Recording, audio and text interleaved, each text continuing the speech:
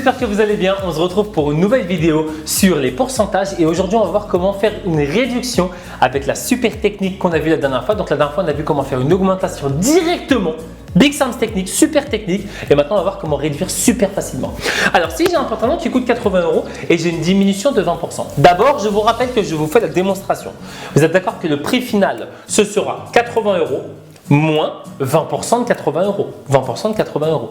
80 c'est comme 80 fois 1, donc ça fait 80 fois 1 moins 20% de 80. Et là on peut factoriser par 80. Ça fait donc 80 facteur de 1 moins 20 sur 100. Et 1 moins 20 sur 100 ça fait 1 moins 0,2. Et 1 moins 0,2 enfin ça fait 0,8. Et donc diminuer de 20%, ça revient à multiplier par 0,8. Et là, je vais vous expliquer ce que ça veut dire et comment vous allez pouvoir l'utiliser.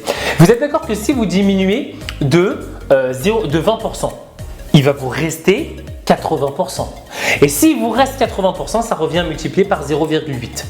Si jamais vous voulez diminuer de 20%, il va vous rester 80%, donc on fait x 0,8. Ça vous met directement une réduction de 20%. Je vais vous prendre d'autres exemples, ça va devenir très clair. Si jamais j'ai une diminution de 30%, je ne vais pas faire x 0,30, ça ne veut rien dire, c'est que 30%. Si jamais je diminue de 30%, il va rester combien de pourcents? Il va rester 70%. Donc si je diminue de 30%, ça revient à multiplier par 0,7 parce qu'il va me rester moi 70% du produit. Je sais que ça commence à venir. Si jamais je diminue de 47%, il va me rester combien de pourcents? Eh bien, il va me rester 53%. Et donc, diminuer de 47%, ça revient à multiplier par 0,53. Je continue avec les petits cas un peu particuliers. Une diminution de 10%, ça veut dire qu'il va vous rester 90%. Donc, il faut multiplier par 0,9. Ça veut dire que si vous multipliez par 0,9, vous avez réduit le prix final de 10%. C'est tout. Une diminution de 1%, ça veut dire qu'il va vous rester 99%.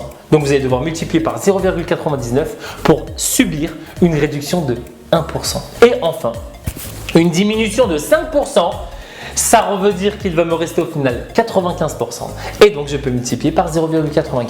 Voilà, il y a une toute petite subtilité pour la réduction. C'est il faut tout le temps garder en tête, ok, moi je diminue de 20%, donc il me reste 80%, donc je fais x 0,8. Et je vous le prouve tout de suite. Eh bien, une diminution de 15% de 45 €, ça fait donc 0,85. Vous êtes d'accord que si je diminue de 15%, il me reste 85%. Donc 0,85 fois 45. Et j'obtiens 38,25. Vous avez directement fait une réduction de 15%. Je vous ai préparé une liste d'exercices.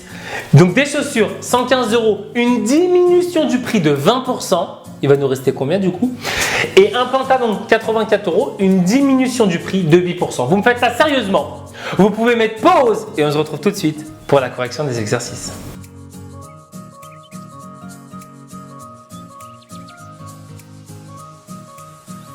Correction des exercices, c'est parti. Alors, donc si j'ai une diminution de 20%, je dois multiplier moi par 0,8. 115 fois 0,8 ou 0,80, c'est pareil, ça fait 92 €. On a fini! On continue avec le deuxième exercice. Le pantalon, 84 €, diminution de 8%, donc il va nous rester 92%. 84 fois 0,92 et j'obtiens donc 77,28. On en a fini pour cette vidéo. N'hésitez pas à partager, à liker, à vous abonner et on se retrouve très vite pour la prochaine vidéo.